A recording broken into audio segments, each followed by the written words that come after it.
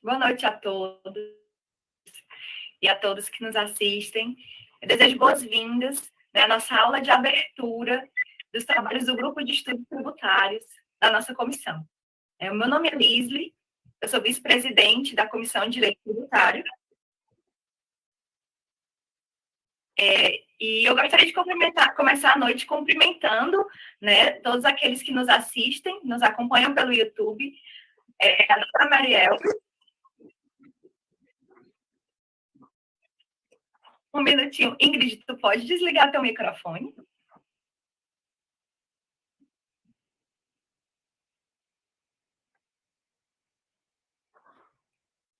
Ótimo, muito obrigada.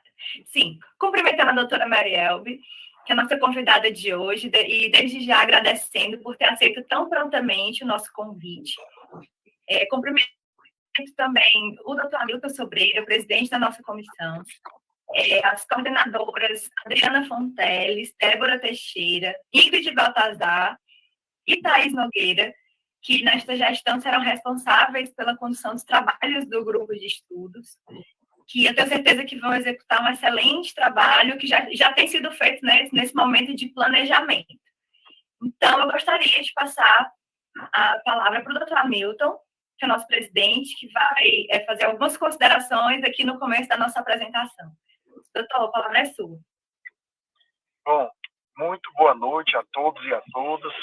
É uma satisfação muito grande começar com o pé direito a aula magna do Grupo de Estudos Tributários com essa querida professora de todos nós, que ela tanto admira, e ninguém melhor do que começar a nossa aula magna com a professora Marielbe, a que eu sou só gratidão.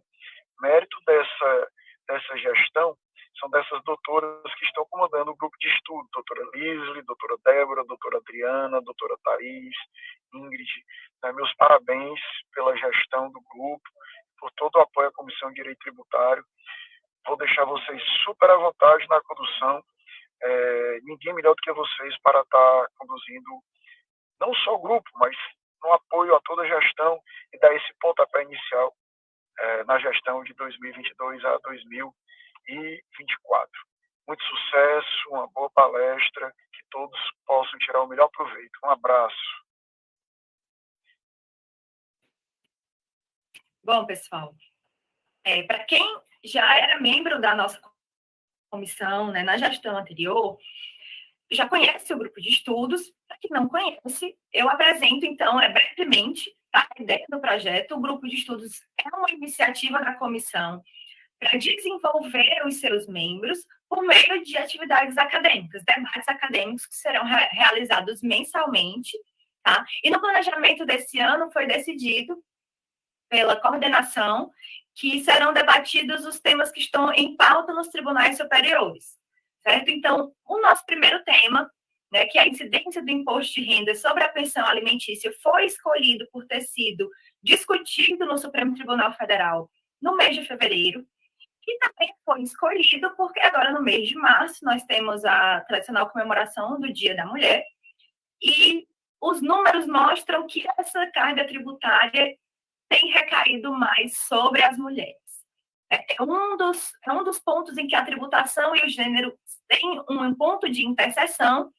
Existem outras discussões, que envolvem tributação e gênero, como, por exemplo, a incidência de contribuição previdenciária sobre a licença maternidade e vários outros. Para vocês terem uma noção sobre o tema que a gente vai tratar agora, com a exposição da doutora Marielbe, segundo a Receita Federal, em 2019, os homens deduziram das suas declarações de imposto de renda mais de 15 bilhões em relação à pensão alimentícia, enquanto as mulheres deduziram apenas 370 milhões.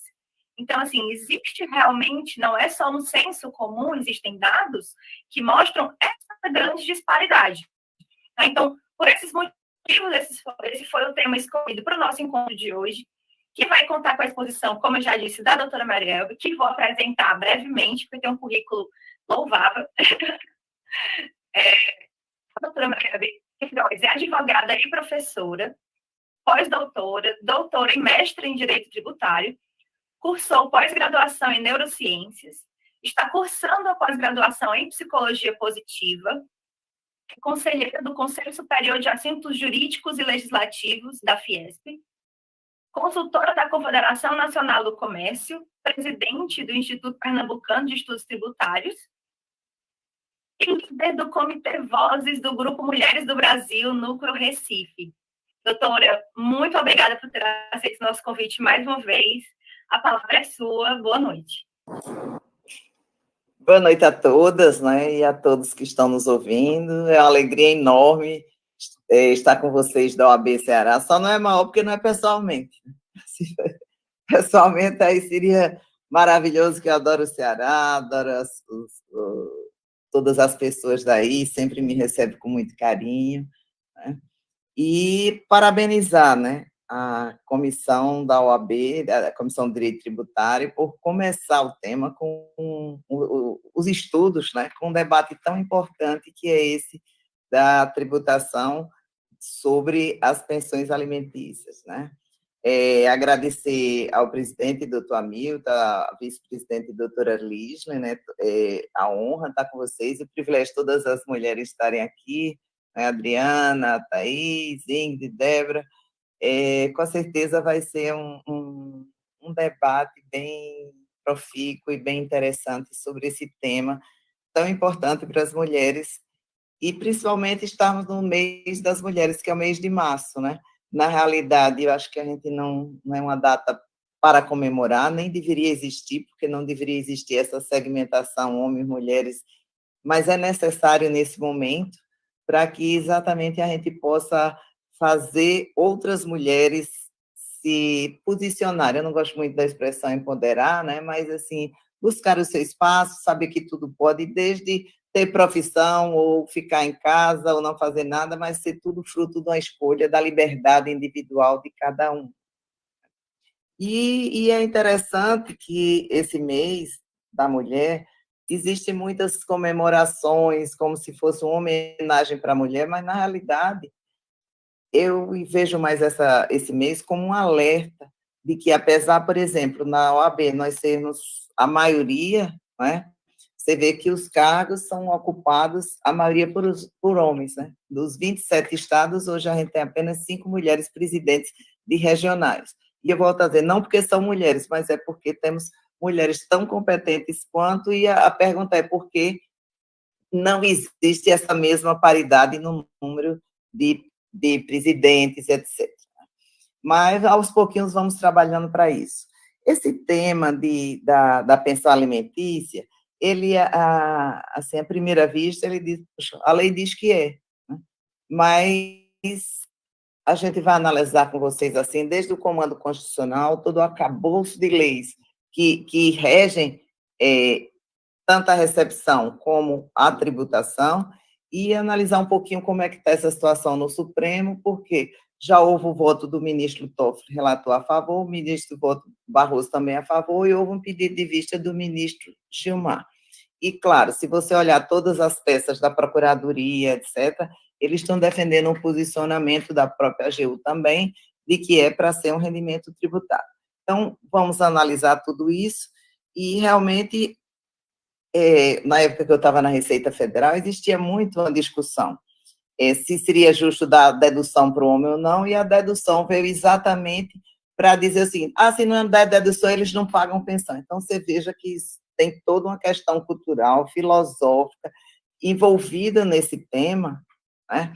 Então, foi dado esse direito do homem deduzir, e um dos medos que se tem, se traz dedução, ele vai pagar ou não, que é um absurdo, né? Porque filho é filho, não é a separação ou o divórcio que faz deixar de ser filho. Então, pelo menos o amor devia prevalecer, mas não é a realidade, né? Uma vez eu estava com um desembargador e ele estava para decidir, e a questão era que a mulher tinha pedido 80 mil reais de pensão, e ele disse, não dou, é um absurdo. Eu disse, a pensão tem que ser vista em relação à proporcionalidade do que é a vida que ela tinha, de como é que os filhos viviam, porque aí vem a questão emocional do filho. E se esse filho não tiver a retaguarda do pai e da mãe, aí já vem a questão mais até emocional e psicológica, ele vai sofrer. Ou seja, não é o pai e a mãe, às vezes fica o pai e a mãe brigando e usando o filho, e, na realidade, esse ser que está crescendo é que vai crescer com todas as questões emocionais que repercutem. Daí que é um tema muito delicado, um tema muito importante, mas tem que ser visto sob vários aspectos. E é isso que eu quero mostrar para vocês. Eu vou passar alguns slides, né, exatamente para que vocês possam analisar, a gente analisar em conjunto isso que está acontecendo. Estão vendo aí os slides? Alô? Ainda não. Aqui para mim já está passando como se estivesse compartilhando. Nada? Vou parar o compartilhamento. Ocorreu um erro aqui, vou colocar novamente, né?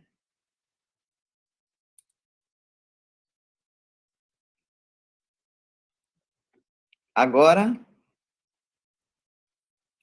vamos ver se vai estar passando, né? Sim. Pronto. Então, o nosso tema é imposto sobre a renda, incidência na pensão alimentícia, e aí eu coloquei uma interrogação, deve incidir ou não? Vamos estudar todo o arcabouço jurídico, arcabouço legal que existe para isso. Veja, tudo começa na Constituição, né? Nossa Constituição é pródiga em dispositivos sobre tributos, né? Inclusive com a reforma vão sair mais 200 e tantos dispositivos aí, a reforma tributária, se sair, que eu espero que não saia, mas aí a gente tem lá no 145, que diz que os impostos serão graduados segundo a capacidade econômica do contribuinte. Então, tudo que eu colocar para vocês vai ter que ser analisado num conjunto e não só na fria letra de um dispositivo legal.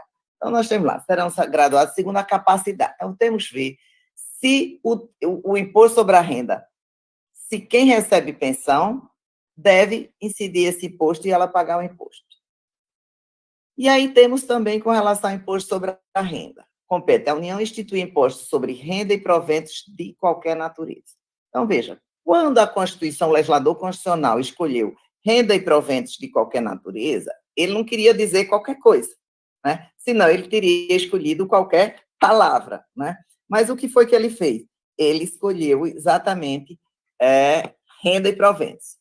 Se ele tivesse botado lucro, se tivesse botado receita, não, renda. Então, a gente tem que ir atrás do conceito de renda. Então, para mim, a materialidade de qualquer tributo está na Constituição quando ela escolheu o termo que queria. Tanto é que você vai lá para o COFINS e tem faturamento, etc. Então, ele não repetiu a mesma coisa. E renda é um acréscimo patrimonial, uma riqueza nova, né? Aí vem complementado pela Constituição. O fato gerador do imposto sobre a renda é a aquisição da disponibilidade econômico-jurídica. Disponibilidade é quando você dispõe efetivamente. De quem? De renda, assim entendido produto, capital, trabalho ou combinação de ambos, e proventos de qualquer natureza, acréscimos patrimoniais não compreendidos no inciso anterior.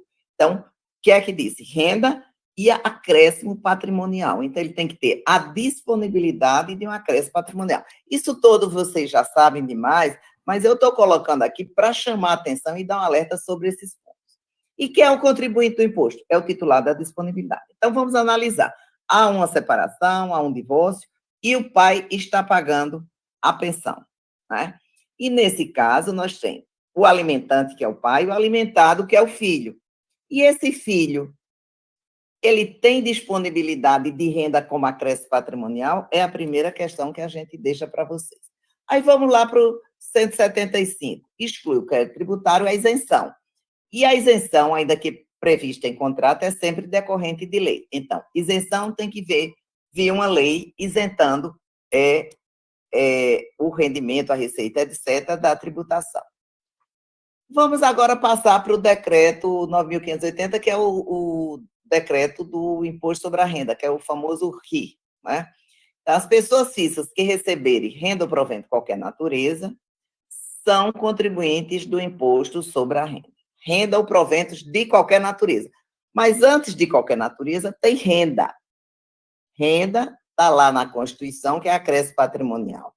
Proventos de qualquer natureza já foi o CPN, então não pode ser pelo proventos de qualquer natureza. Seria proventos de qualquer natureza que sejam renda, ou seja, que tragam acréscimo patrimonial como uma riqueza nova, né? E aí vamos ver o que é que ele diz de alimentos e pensões, o regulamento. Isso aí tem base na lei, né, que diz Na hipótese de rendimentos percebidos em dinheiro a título de alimentos ou pensões, a tributação será feita seu nome pelo tutor, curador, etc. Então, a lei o decreto em 1301, né, ele traz a previsão de que serão tributadas as pensões, tá? Então, alimentos ou pensões.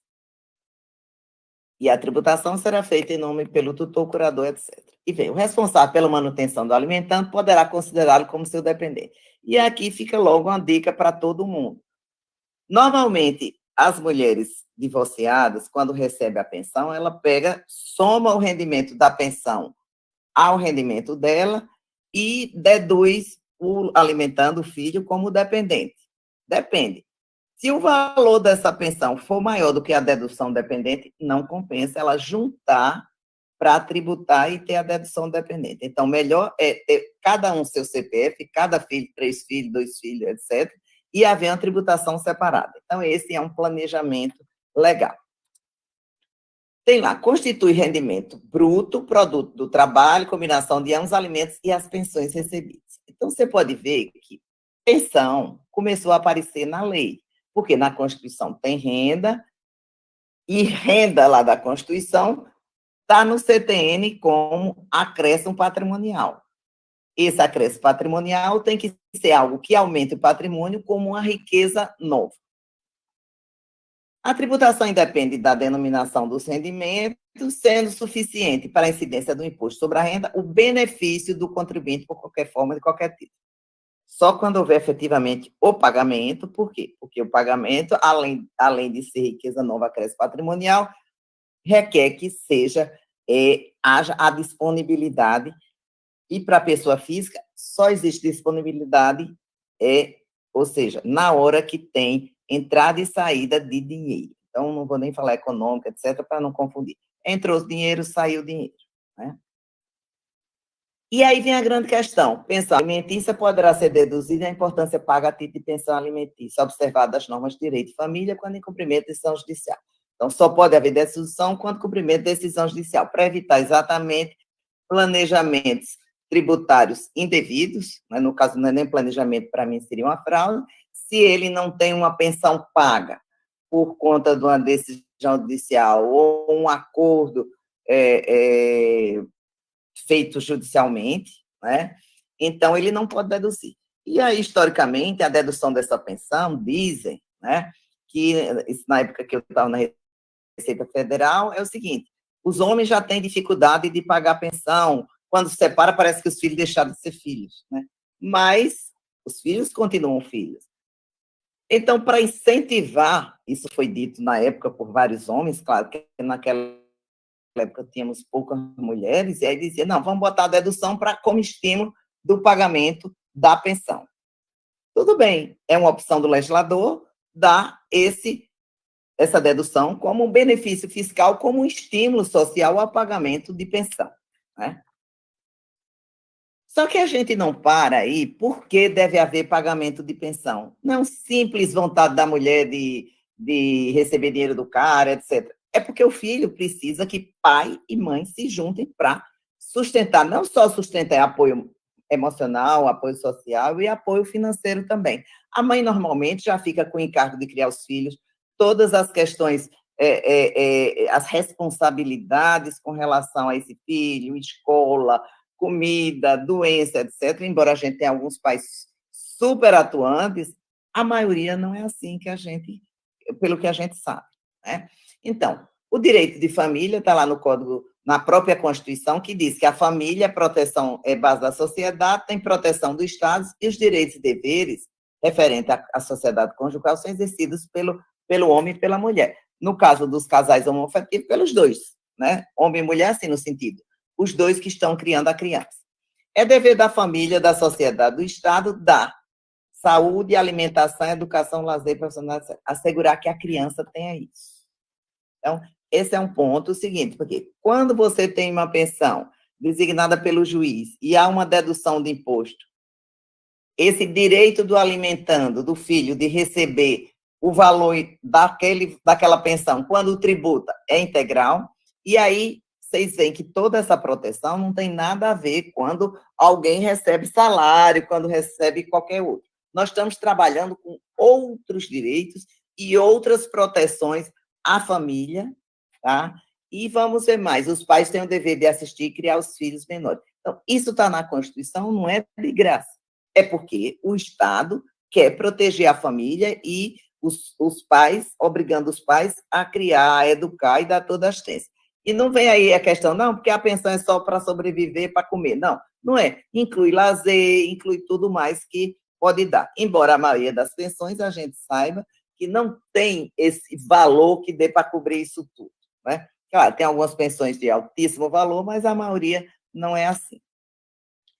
Também, esse pagamento de pensão, ele está como? Pelo princípio da solidariedade, que está lá na Constituição, dizendo que um dos fundamentos da República é construir uma sociedade livre, justa e solidária. É um direito social, né? São direitos associados à educação, à saúde, à alimentação, ao trabalho, à moradia, etc. Então, tem um direito mais abrangente. A proteção à dignidade humana, né? A República Federativa do Brasil tem como fundamento a dignidade da pessoa humana. A ordem econômica, fundada na valorização do trabalho, tem, por fim, assegurar a todos a existência dele. E por que eu chamo a atenção também? Porque tem que existir a proteção do mínimo existencial. Embora não tenhamos na Constituição nenhum dispositivo diretamente, mas indiretamente todo o arcabouço do jurídico protege esse mínimo existencial. E o que é o mínimo existencial? É aquele mínimo necessário para a sobrevivência, lazer, educação, etc. Aí você pode me dizer, mas tem o salário mínimo daria para cobrir tudo isso? Não, não daria. Infelizmente, nós temos um salário mínimo de acordo com a nossa economia, né? E estabelecido, eu não vou discutir aqui, mas ele não dá.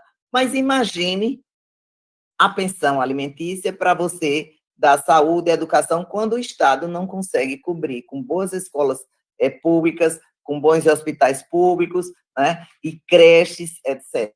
Então, quando eu mesmo conheço pais que ganham salário mínimo, dão R$200, né, para o filho. E aí eu vi um caso interessante de uma moça que um dia estava me falando, doutor, ele me dá R$200. Tenho 4 filhos com ele. E eu também ganho um salário mínimo. E o juiz disse que não, só podia dar R$200 para os 4 filhos, porque ele tem que sustentar a outra família, né? E ela vai fazer o quê? A gente tem que pensar que a carga, quer queiramos, quer não, na maioria das vezes, ela cai sobre a mulher. Então, a mulher que deixa o trabalho para levar o filho ao médico, ou a mulher é quem se faltar dinheiro, ela se vira para dar farda, dar livros, etc. Então, realmente, existe toda uma proteção. E, em cima dessa proteção, a gente aqui busca dar fundamento para justificar o que deve ser julgado em relação às pensões, né? Então, claro que quando a gente fala em pensão e tributação, a gente está falando em pensão que seja acima de R$1.900 e poucos reais, que é o limite de isenção, porque até aí está isento. Mas a gente tem que falar como um todo, porque muitas vezes nessa pensão você tem escola, destinado um valor para educação, e aí tem muitos maridos que chegam ao ponto de dizer, não vou dar dinheiro para ela arranjar outros namorados, outros homens, aí, principalmente quando é a mulher que provoca a separação. Veja, às vezes a quantidade são mínimas que mal dá para comer, alimentar e botar esses meninos na escola. Mas vamos ver, todo o nosso arcabouço jurídico, ele protege essa criança para que ela possa ter um mínimo de educação, saúde e, principalmente, alimentação. E aí a gente vai também para o Código Civil, né, que diz que os parentes, cônjuge, companheiro, pediam os outros alimentos que necessitem para viver de modo compatível com a sua condição social. Os alimentos devem ser fixados na proporção das necessidades do reclamante e dos recursos da pessoa obrigada. Claro, se o pai ganha pouco, ele tem que ter um percentual em relação a isso, né? A mãe também é a mesma coisa. E eu conheço hoje algumas mulheres que pagam pensão para ex-maridos também. Então, já não é uma coisa tão estranha à nossa sociedade. Então, as regras vão valer para todo mundo, sejam homens que pagam, mulheres que pagam. Mas as necessidades das crianças, dos filhos, né, que vão até a maioridade, essa obrigação, elas têm que ser, sim, arcadas pelos pais. Lembrando que a mãe sempre é a que fica com o maior ônus e uma maior responsabilidade, porque muitas vezes o pai dá a pensão, só vê os meninos no final de semana e durante a semana. Quem se responsabiliza por todos os cuidados? A mãe. Os alimentos serão apenas os indispensáveis à subsistência, né? Eu aqui vejo subsistência numa questão mais ampla, não só a questão de alimentação, mas educação, lazer, e outras coisas que o alimentante, o pai ou a mãe que esteja pagando a pensão, possam pagar na proporção. Ou seja, tem que haver proporcionalidade e razoabilidade. E aí vem o direito à prestação de alimentos recíprocos entre pais e filhos, né? Extensivos ascendentes, aí eu quis chamar a sua atenção. Também nós temos aí a questão da proteção dos alimentos, artigo 6º da Constituição, por exemplo, como direito social, a Constituição, o STJ já reconheceu, pelo princípio da solidariedade, né, que todos têm que ser solidários, e ninguém mais do que pai e mãe para ser solidários aos próprios filhos, dignidade humana, que tem que ter um mínimo de dignidade humana para sobreviver, né? O direito de personalidade também, alimentos já foi visto como um direito da personalidade, nesse RESP aí, e obrigação de sustento, o dever de sustentar que pai e mãe têm em relação ao filho, né? O Estatuto da Criança e do Adolescente também dispõe sobre a proteção integral à criança e ao adolescente, e a criança e o adolescente gozam de todos os direitos fundamentais, assegurando-se por lei ou por outros meios, por lei ou por outros meios, todas as oportunidades e facilidades a fim de facultar desenvolvimento físico, moral, espiritual, social, etc. Então, o nosso arcabouço, ele é bastante completo. Temos o STJ, que já dizia, como eu falei, alimento, direito social, e é um direito fundamental do menor a percepção dos alimentos, e aí não é assim na prática. Há uma tributação, ou seja, quem paga a pensão deduz, ou seja, ele recebeu o rendimento dele, tributo. Esse rendimento que ele tributou, ele paga lá uma parte dele a pensão. Essa pensão, ele vai deduzindo o imposto sobre a renda dele, e aí, sobre esse valor que ele pagou de imposto, não vale. O que é que diz a lei? Quem recebeu vai pegar esse valor e vai tributar na tabela progressiva como um rendimento tributário. O IBDFAM, Instituto Brasileiro de Direito de Família, né, entrou com a DI 5422, e está na relatoria do ministro Toffoli,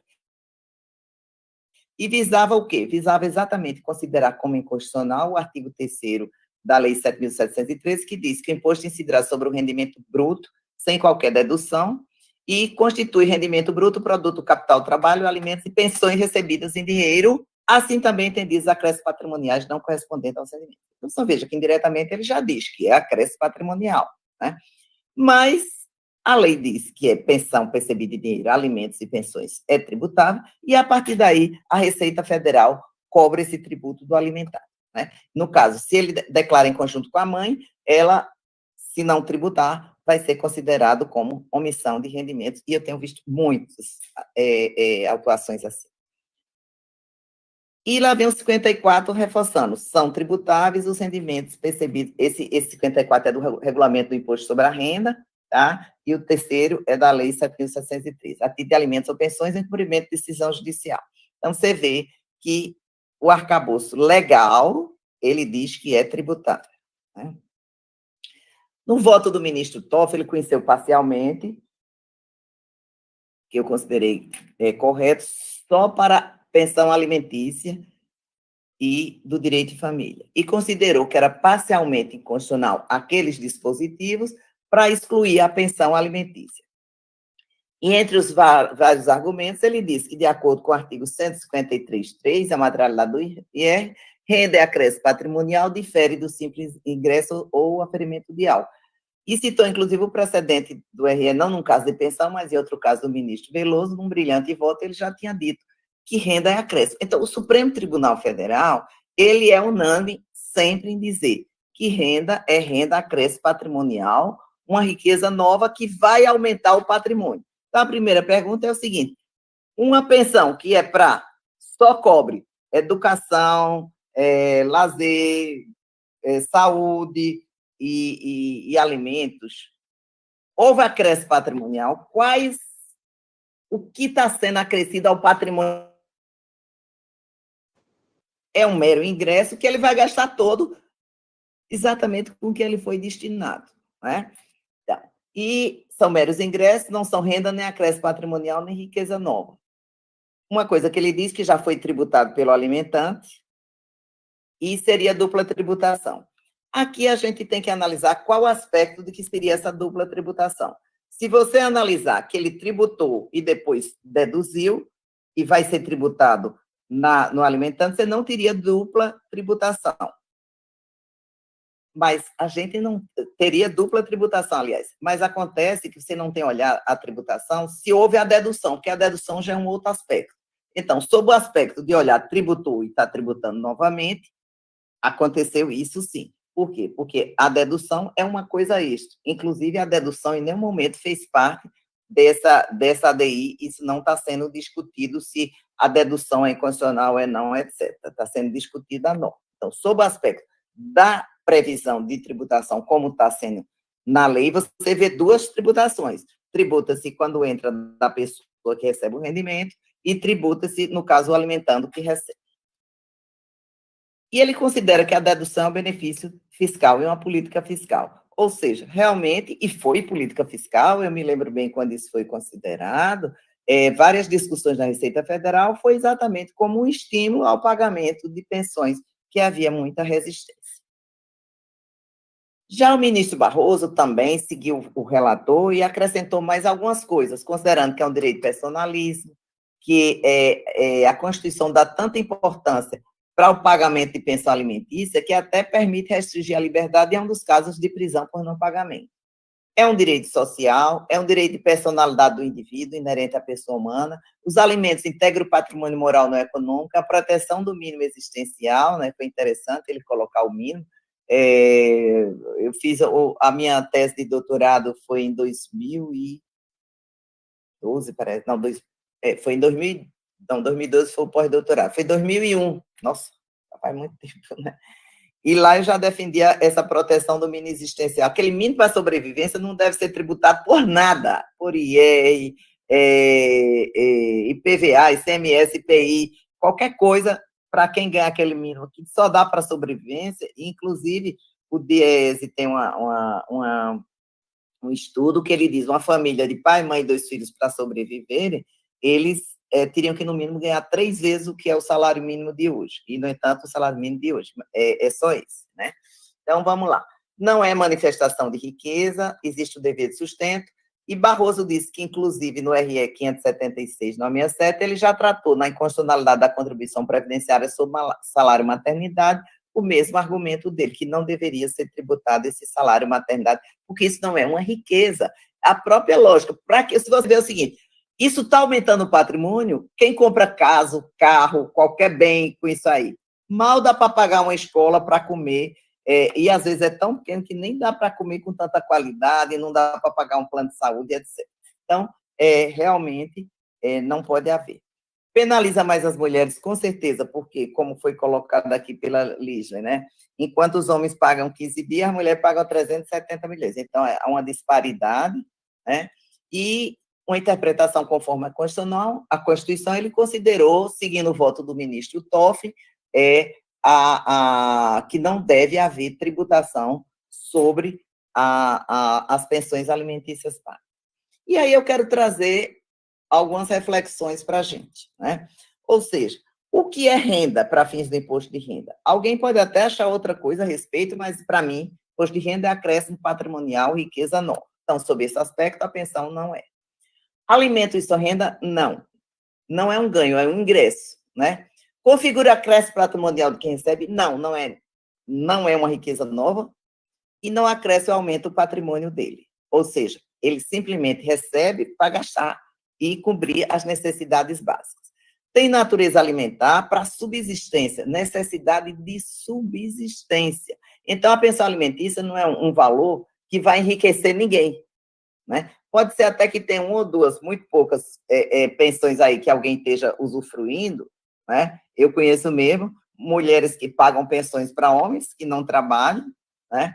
Que não fazem nada e vivem às custas da pensão da mulher. Eu conheço até que tinha um alto salário e o juiz deu metade do salário dela de pensão para a pessoa, para o marido receber. Então, temos sim, como também temos homens pagando pensões altas para mulheres. Pode ser até que, nesse caso, ultrapassa um pouco da subsistência, mas tem que ver qual subsistência. Aquela tinha anterior ao casamento, ele tinha a mesma qualidade que tinha anteriormente.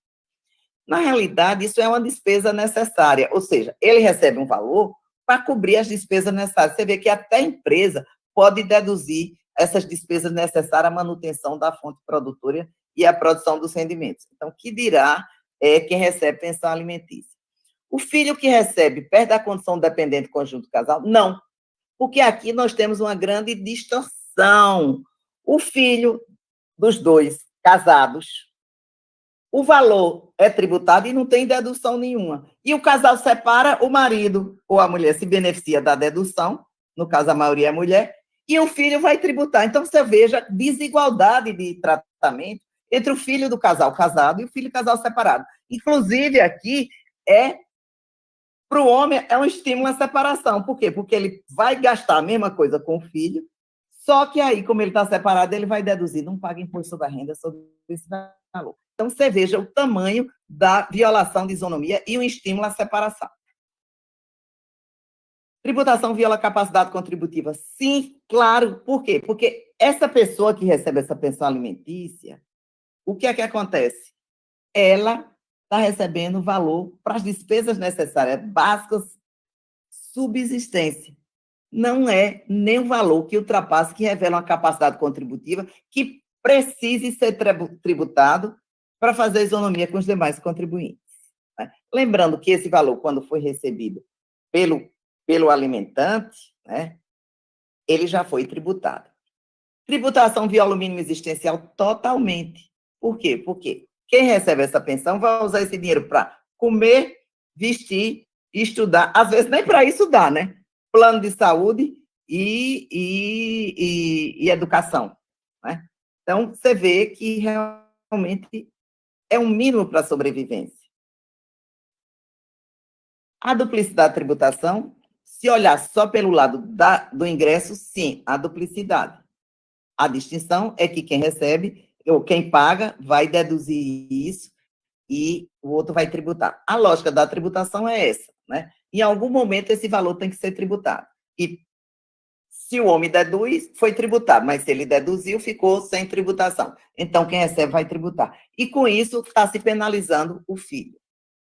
A dedução não está em jogo, mas é um benefício fiscal, sim, a política fiscal escolhida pela lei como forma de todo aquele arcabouço de normas, de direito social, proteção à família, o cumprimento do dever dos pais sustentar filhos, etc. Então, foi dada essa dedução.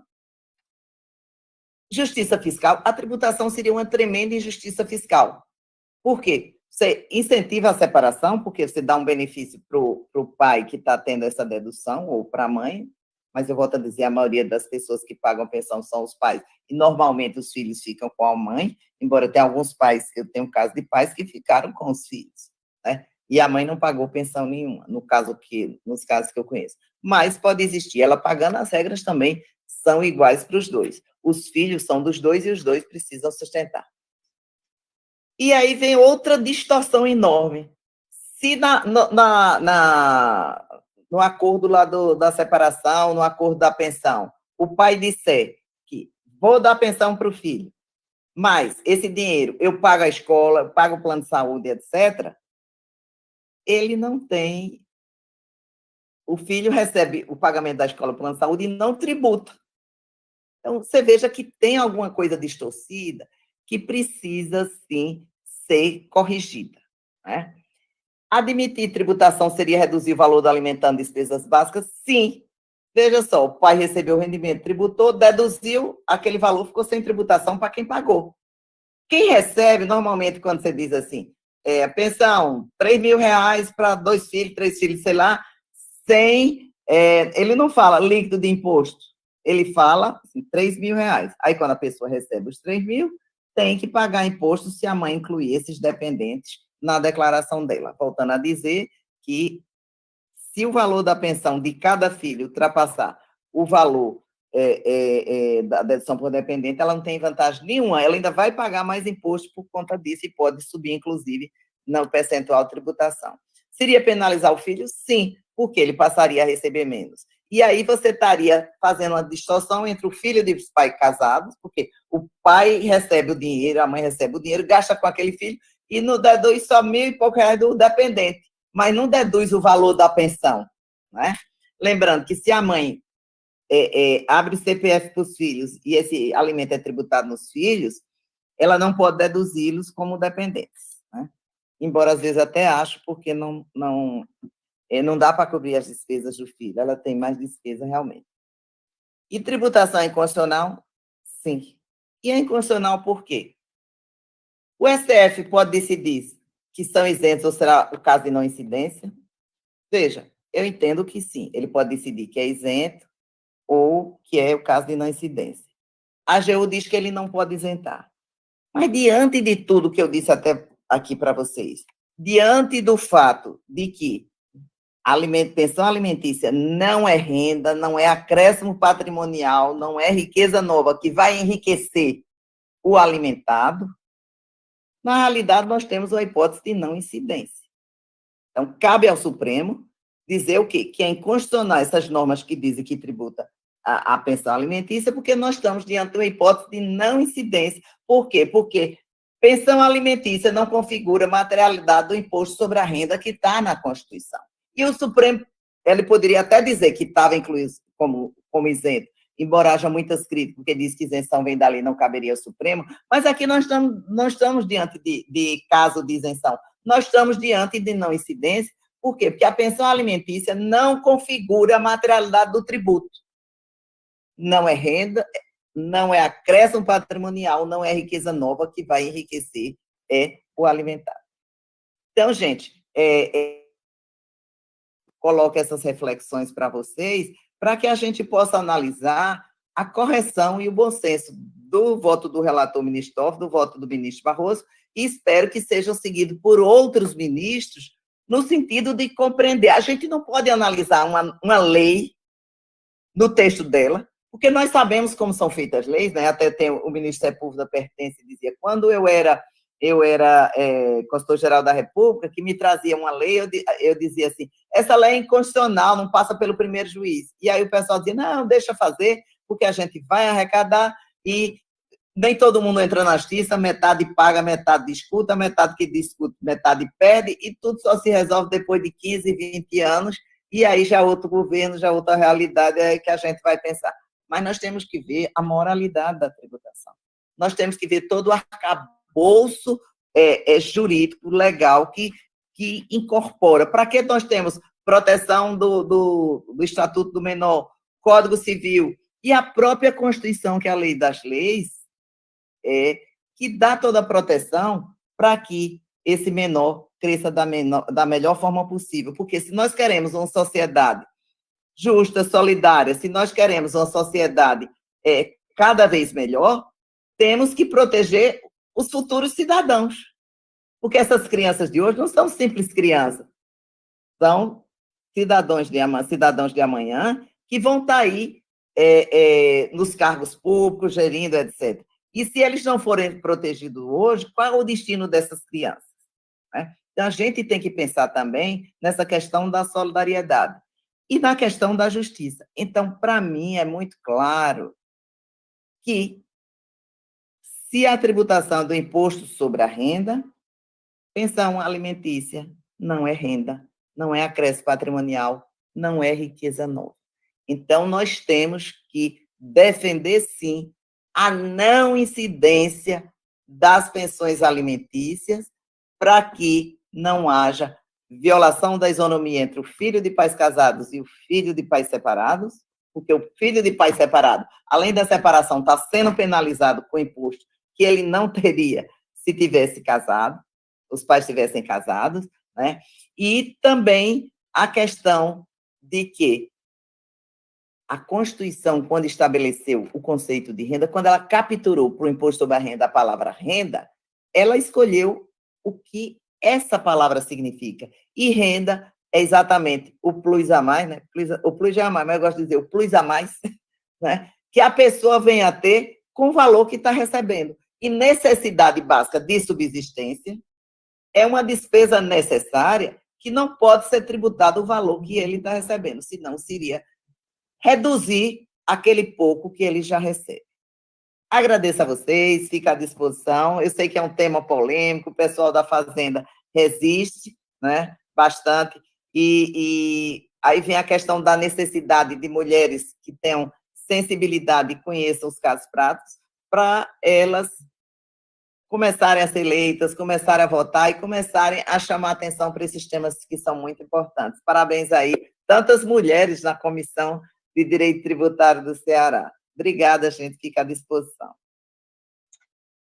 Muito obrigada, doutora Marielbe, pela sua explanação muito clara, e como não esperava outra forma, já a ouvir em outras oportunidades. Eu estava aqui me lembrando que acho que a primeira palestra que eu assisti sua foi num congresso ibero-americano aqui no Ceará, que fui ali no Hotel da Beira-Mar, em 2014, salvo engano, então já acompanho suas aulas há muito tempo.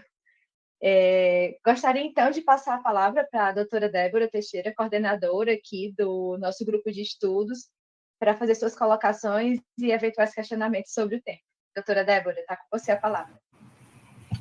Boa noite. Mais uma vez, obrigada, doutora Mário, pela participação. A sua palestra foi incrível, realmente muito elucidativa. E hoje, eu lendo os votos, eu fiquei com algumas pulgas assim, atrás na orelha, né? Atrás da orelha. Eu fiquei pensando o que caracterizaria, de fato, esse acréscimo patrimonial, né? E aí, para poder justificar essa tributação da pensão. Porque quando a gente vai estudar o critério material, a regra matriz de incidência do imposto sobre a renda, a gente vê que tem que ter uma aquisição de renda ou de proventos, não é? E para haver aquisição de renda ou de proventos, tem que ter um acréscimo patrimonial. E como seria delimitado esse acréscimo patrimonial? E aí eu estudei pelo Ricardo Maria de Oliveira, e ele fala que esse acréscimo patrimonial sempre ele é decorrente de uma receita ou de um rendimento. E aí ele delimita que a receita sempre tem um caráter contraprestacional, né? Seja pela exploração do patrimônio, seja pela exploração de alguma atividade. Ele fala que o rendimento ele sempre é um acréscimo que ocorre no patrimônio anterior. E a gente não consegue encaixar a pensão nem na receita, nem no rendimento, né? E aí, por sua vez, ele caracteriza o que é uma mera transferência patrimonial. E ele fala que uma mera transferência patrimonial sempre é gratuita e não contraprestacional. O filho ele não tem nenhuma contraprestação a dar para o pai para receber uma pensão alimentícia, né?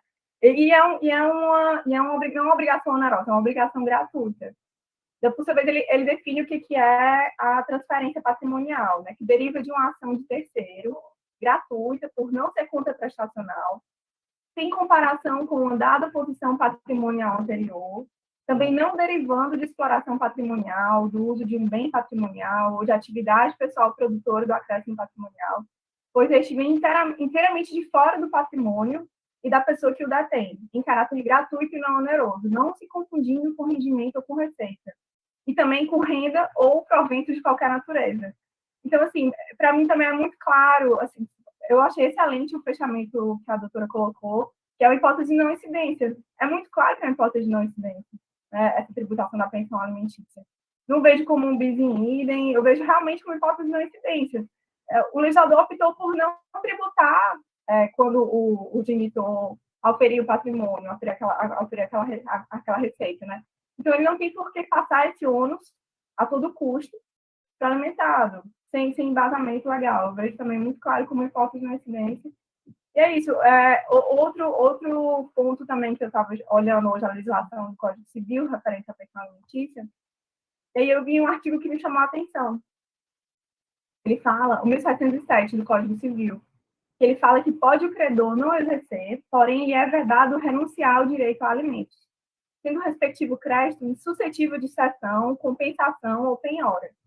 Aí eu pergunto, onde é que está a disponibilidade econômica ou jurídica sobre esse valor que eu não posso dispor dele? Que aquele valor está direcionado para a minha subsistência. Em que medida aquilo dali eu vou acumular alguma riqueza, em que medida aquilo dali vai me acrescer ao meu patrimônio. Então é isso, assim, mais uma vez, obrigada. E eu espero que a doutora possa participar conosco mais vezes em mais encontros do JET. Com certeza. Agora, você tocou num ponto importante da questão do acréscimo, né? Então, veja, na realidade, se a gente for analisar o valor, a estatística das pensões pagas, a maioria ela está numa faixa muito abaixo. Tem uma grande parte, inclusive, que está abaixo do limite de isenção da tabela. E aí você veja, se a mãe ganha um salário mínimo e recebe mais R$ 1.000 de uma pensão, e ela resolver juntar isso, ela teria que pagar imposto. E quando você vê que esse dinheiro não vai dar nem para pagar a escola, nem o plano de saúde do filho, nem nada, né? Então, acréscimo patrimonial seria o seguinte: eu tenho um patrimônio de 1.000 aqui hoje, e recebi mais 1.000, fiquei com 2.000 para gastar. Mas, no caso, eu não tenho 2.000 para adquirir um bem nem nada. Eu tenho esse dinheiro para sobreviver, alimentar. Para mim, o alimentar é mais amplo, não é só a comida, né? E, na realidade, se o pai tivesse consciência, ou a mãe que está pagando pensão, eu falo o pai, porque é a maioria dos homens que pagam pensão realmente, né? Vejo o absurdo de muitos pais que se separam e esquecem os filhos do casamento anterior e se apegam ao novo. Nada contra casar, inclusive eu sou divorciada e casada com um homem que tem filhos, né? E realmente tem o dever com esses filhos de antes e de depois, né? Não deixa de ser filho, não perde a condição de ser filho, esse é o grande engano. Então, muitos pais são conscientes e têm a responsabilidade, mas uma grande maioria não tem essa consciência. Então, ele acha, eu preciso sobreviver com minha nova família, então não posso pagar pensão. E aí, o filho lá, que não pediu para nascer, como diz a história, que é filho dele, ele não precisa de dinheiro para sobreviver, aí onde entra o papel da mãe, que no caso a mãe se vira, né? A mãe se vira e arranja dinheiro de qualquer jeito, dá uma condição mínima lá para o filho, etc. Mas, voltando, aquele que paga pensão, a lei, para estimular, admitiu que ele deduzisse. Mas a lei não pode dizer que ela recebe e vai ter que pagar porque ele deduziu. Isso é uma distorção. Não tem natureza de acréscimo patrimonial. Tanto é que, se você olhar esses meninos que recebem pensão, quantos carros já compraram, quantas casas já compraram com esse dinheiro, quantos bens, né? Então, não é um acréscimo de patrimônio realmente, isso aí eu não tenho dúvida. E parto que o conceito constitucional de renda é esse. E não poderia, aí ser, mas está previsto na lei. Por isso que a lei é inconstitucional, porque está prevista a tributação de algo que não é renda. É a mesma coisa, tivemos agora ICMS na base cálculo PIS/COFINS. Por que saiu o ICMS da base cálculo PIS/COFINS? Porque não era receita dele, era uma receita que ele passava. No caso, o que é que esse menino faz? Ele come, ele veste e ele vai. Inclusive, se você quiser o argumento, quando ele come a comida, quando ele paga a comida, quem vendeu a comida vai pagar imposto sobre ele, isso é receita dele. Quando paga a escola, quem receber vai tributar. Então, na realidade, ele é um elo intermediário da cadeia.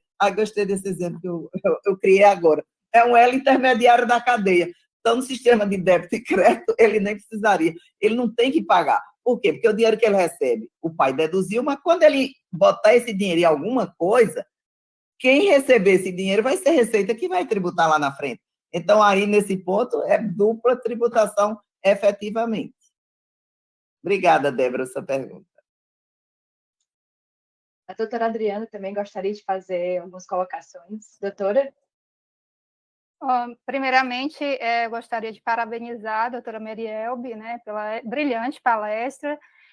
Eu vou fazer aqui uma interseçãozinha, uma pequena inquietação minha.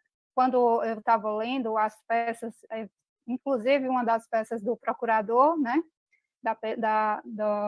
desculpe, do Ministério Público, e quando ele fala da questão que o STF estaria usurpando competência do legislador positivo por ser matéria de controle de legalidade, não constitucionalidade, uma vez que nós estávamos ali discutindo decretos e leis federais, né? E a outra questão é, assim, é louvável todo, esse é mais o meu ponto de vista, que eu acho louvável o STF, ele está tratando desse tema, nós temos maioria, apesar de vai começar tudo do zero, né, eles vão ter que renovar os votos, né, depois que o ministro Gilmar Mendes pediu vista, né, mas eu acho louvável. No entanto, eu tenho assim, uma corrente que vai um pouco de acordo com os pareceres, tanto da AGU como do próprio Ministério Público, que essa matéria era para ser tema discutido da nossa casa, né, do Congresso Nacional, por serem eles os legitimados para isso, né? Nós estamos tratando aqui também de uma pauta que mexe com o orçamento público, porque são tributos, é uma receita que vai deixar de ir para o nosso cofre público, que também financia direitos sociais. Então, assim, no final das contas, são direitos sociais versus direitos sociais, porque a partir do momento que o Estado ele não arrecada, também reduz do cofre do Estado, e essa redução do cofre do Estado ela acaba tendo impactos na sociedade, principalmente na baixa renda, né, que são aqueles que mais precisam de um suporte governamental. Então, eu gostaria de mais provocar a doutora com relação a isso, mas deixo aqui em parênteses que eu acho louvável essa postura do STF, e gostaria justamente que essa postura do STF influenciasse para que os projetos que nós temos, né, tramitando, inclusive o projeto o PL 287 de 2021, sobre essa questão de isenção do imposto de renda com relação a alimentos, né, para influenciar para que o legislador legítimo, né, ordinário, ele possa, sim, decidir sobre essa questão. Muito obrigada pelo espaço. Posso falar? Obrigada, Adriana. Muito interessante o seu ponto de vista, né? E realmente a AGU, o Ministério Público, o PFI, estão no papel dele. Né? Hoje mesmo eu estava com um cliente aqui discutindo, são advogados, e bons advogados, né? Então eles têm que defender isso. Mas aí eu não entrei na discussão sobre os aspectos processuais, formais, etc., mas você deu um toque aí. Teria o Supremo competência? Veja, quem tem competência constitucional de declarar a inconstitucionalidade? Isso vem a tripartição dos poderes, né? Um faz a lei, outro executa e o outro fiscaliza essa lei exatamente para dizer se ela é constitucional, se não é inconstitucional, etc. E nós estamos tratando de lei inconstitucional. A questão é que quem botou lá na ADI falou no decreto, mas são decretos inconstitucionais também, porque se baseiam nas leis que são leis inconstitucionais. E não se trata de regra infralegal. Por quê? Porque a lei diz que é para ser tributado. Né? Então, se a lei diz, não é o STJ que vai dizer, não, realmente é uma lei inconstitucional. Não, quem tem a competência constitucional para dizer sobre leis constitucionais ou não é o Supremo. Ele está simplesmente exercendo o papel dele, constitucional, de poder julgador, né? Então, ele tem sim, nem está usurpando coisíssima nenhuma. Por quê? Porque mesmo que tenha decreto, na realidade o regulamento é o quê? Uma junção de leis que eles botam ali apenas para consolidar e ele não inova muita coisa. Ele tem a base legal e a lei 7.713, decreto-lei 1.250 lá, que diz que é para tributar a pensão. Então, não tenho qualquer dúvida sobre a competência do Supremo Tribunal para dizer da não incidência. Se é não incidência, é porque a lei que diz que incide é inconstitucional. Então, não se trata de isenção, é diferente. Isenção tem um outro arcabouço, né? Quer dizer, isenção vem da lei por política fiscal, etc. Aqui não. Aqui eu estou numa coisa maior. A lei não poderia dizer que era para ser tributada a algo que não é renda. Por quê? Porque a Constituição diz que imposto sobre a renda decide o que é renda. E aí vem, renda é o quê? Renda é acréscimo patrimonial, riqueza nova. Né? Então, eu acho. E uma outra coisa interessante é que é uma arrecadação. Deixa de ter arrecadação. Deixa de ter arrecadação. Mas a nossa ordem jurídica, ela protege a arrecadação espúria e ilegítima, ou seja, feita uma lei para cobrar tributo onde não tem materialidade do tributo, não pode proteger. Quem deveria ter se precavido para não ter esse desejo de arrecadação, essa expectativa, era quem fez a lei, que teria que olhar o seguinte: espera aí, tributar a pensão é renda ou não é renda? Mas é o que a gente mais vê. Na vontade imediata de arrecadar, se fazem leis constitucionais. E aí, depois de vamos perder a arrecadação. Não vão perder a arrecadação. Eles que estavam arrecadando indevidamente, ilegitimamente, era arrecadação espúria, né? Então, esse é um grande argumento. Sempre que o Supremo vai julgar inconstitucionalidade, vai perder não sei quantos bilhões. Não vai perder. Ele arrecadou indevidamente. Ou seja, na hora de fechar o orçamento, vai tributação para cá, para cima de lá, e aí eu sei como funciona isso. Eu já participei de elaboração de leis dos dois lados, então não se olha muito. O próprio Sepúlveda Pertence já decide em 2 votos. Aquele outro lá que também foi consultor-geral da República, no Código da Vida, ele dizia que eram feitas leis inconstitucionais de propósito para buscar essa arrecadação imediata. Mas eu não entro nem por esse ponto. Eu entendo o seguinte: a arrecadação ilegítima é espúria e não pode o Supremo Tribunal Federal dar cobertura a isso. Por quê? Porque dentro das competências dele é isso. E aí tem outros direitos sociais que seriam cobertos com isso. Eu digo sempre o seguinte: vamos arrecadar legítimo. O Estado precisa de X, tá? A alíquota de 30%, mas ninguém tem coragem de fazer isso. Mais uma vez, estamos vendo isso aí na reforma tributária, que todo mundo fica decidindo e ninguém diz exatamente qual a alíquota dos novos impostos, que vai para mais de 30%, porque se disser, não passa, porque ninguém aguenta mais pagar imposto. Mas eu volto a dizer o seguinte: não é o fim que justifica o meio. Então, se existe uma ordem jurídica, essa ordem jurídica tem que ser protegida, e é o Supremo que tem que proteger essa ordem jurídica. Não é o caos. Qualquer um que vai chegando ao sabor dos ventos e dos desejos faz leis inconstitucionais. Não, o Supremo vai porque perde a arrecadação. Ora, se a lei é inconstitucional, feita inconstitucional, exatamente para poder arrecadar de forma espúria. Então, essa arrecadação não pode ser protegida. É o Supremo. E, claro, deveria ser o legislador que agisse, mas na omissão do legislador, quem tem que corrigir a ordem jurídica é exatamente o Supremo Tribunal Federal. Obrigada. Doutora, questionaram aqui, eu recebi no WhatsApp, se caso o Supremo confirme essa posição, né, que tinha sido formada uma maioria e agora vão ter que votar novamente, se essa decisão da ADI fundamenta um pedido de restituição, se seria melhor fazer esse pedido de forma administrativa ou judicial. O que a senhora acha? Veja, claro que dá direito à restituição, né? E aí já entra a 2 equívocos da data máxima venda dos julgadores com relação à modulação, que eu acho um absurdo. Veja, a modulação é para proteger o contribuinte e não proteger o fisco. Por quê? Porque o contribuinte que vem pagando com base na lei, se ela for considerada inconstitucional, ele já vai ter feito operações e não vai ter mais como repor isso, né? Mas o fisco não, ele faz a lei inconstitucional e ele tem que repor. Aí vem o primeiro erro da modulação, que eu, sinceramente, não concordo. Por quê? Porque a modulação vem estimular leis inconstitucionais e arrecadação espúria. Por quê? Vale a pena fazer, porque eu só respondo em 5 anos. Né? Não vou fazer mais. Ou, quem sabe, né, teve aí uma recentemente, que ele disse: não, é só a partir de 2020 não sei quanto que vai valer. Ou seja, fica tudo errado como está, e depois, ou seja, inconstitucionalidade para frente. Né? Então, essa modulação, eu acho, não concordo com ela. E aí vem a questão também da outra decisão, que você só pode fazer 5 anos do fato gerador que pagou, o que eu acho outro absurdo. Mas, diante do que tem por aí, a não ser que a gente entre com outras inconstitucionais, aí vamos fazer outros debates sobre essas outras questões, diante do que está aí, tem que ser feito. Se ele considerar que é inconstitucional, vale o pedido administrativo, sim. Lembrando só que pedido administrativo, você entra hoje, só daí a 5 anos que você recebe, né?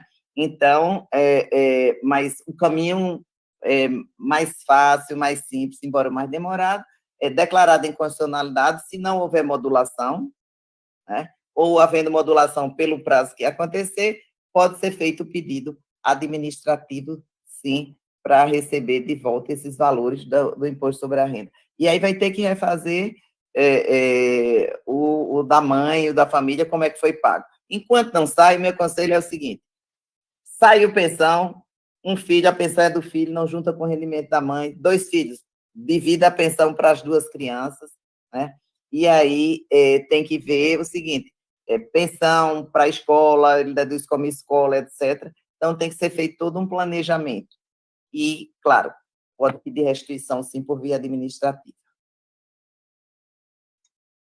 Doutora, eu queria lhe agradecer por ter disponibilizado o seu tempo para nós. Nós já estamos com mais de 1 hora aqui de evento e é mais ou menos o habitual dos nossos encontros, tá? Então, queria lhe passar a palavra para as suas considerações finais e, em seguida, a doutora Débora fica também para as suas considerações finais. Por favor. Agradeço demais, é um privilégio, é uma felicidade, né? Estar aqui com vocês, né? Que agora eu estou dedicada a estudar a felicidade exatamente como forma de melhorar e fazer as pessoas evoluírem, né? E dizer o seguinte, pelo ponto de vista de justiça, de isonomia entre o filho casado e o filho de pais juntos, de pais separados, independentemente de que tipo, se for pais, 2 homens, 2 mulheres, de sexo, gênero, etc., tá? A pensão alimentícia recebida não pode ser tributada.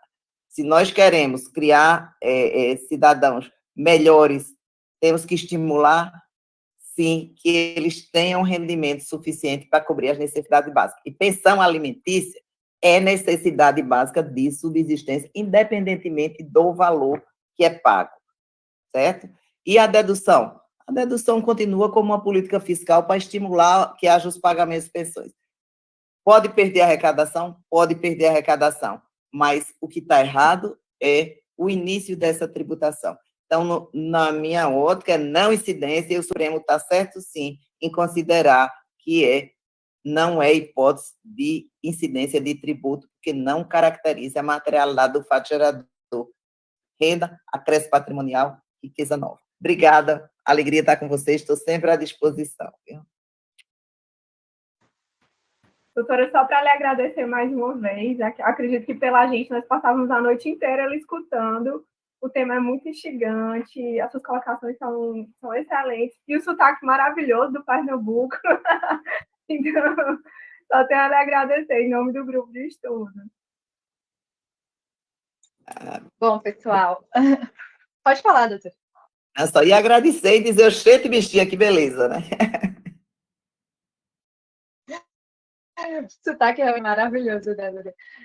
Bom, pessoal, como eu falei, nós estamos aqui encerrando, né, nossa aula de abertura do grupo de estudos tributários. Eu queria lembrar que as próximas reuniões vai ser disponibilizado um formulário no link da bio do Instagram da comissão, para que os interessados façam as inscrições e para que possam receber o link de acesso dos próximos encontros, tá certo?